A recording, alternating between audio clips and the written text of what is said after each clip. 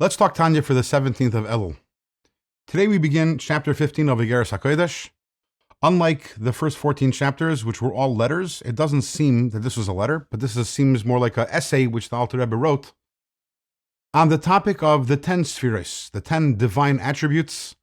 And we know that when God created the world, He created the world by way of these attributes. These were the tools that He used to create our world and all of creation.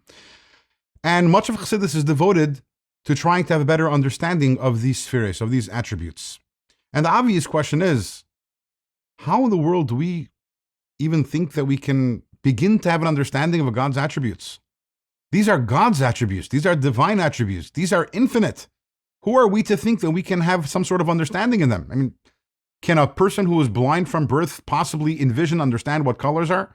Why do we think that we can have an understanding in the divine attributes? So the Alter Rebbe cites a verse from Iyov which says, Mi b'sari echze elika, which means that from my flesh I can perceive God. And the reason for this, the way we can understand God is by looking and understanding ourselves, understanding our physical makeup, our spiritual makeup, the interplay and relationship between our souls and our bodies. And the reason for this is because we are created in God's image.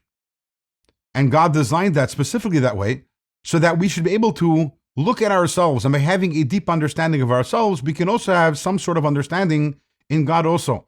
So God has 10 attributes. We also all have 10 attributes, and that is actually what we're going to be doing over here for the rest of this chapter, is trying to understand the attributes as they are within ourselves, and then realizing that somehow through this we can gain an understanding of God's attributes. Besides the fact that we have 10 attributes because we're created in God's image, within the souls of every single Jewish person, within our souls, there is the light of God, the infinite light of God shines there also, which also allows us to have some sort of understanding of the light of God as it is in the higher worlds and these attributes. Now, before we get super excited and we're like, yay, okay, I can understand God. All I need to do is look at myself, and if I have a self-understanding, I can also understand God. The Alter Rebbe in tomorrow's Tanya is going to give us a very powerful disclaimer so that we should understand that yes, we can understand God, but there are great limitations on exactly what we can understand and how much we can understand, as we will see, God willing, in tomorrow's Tanya.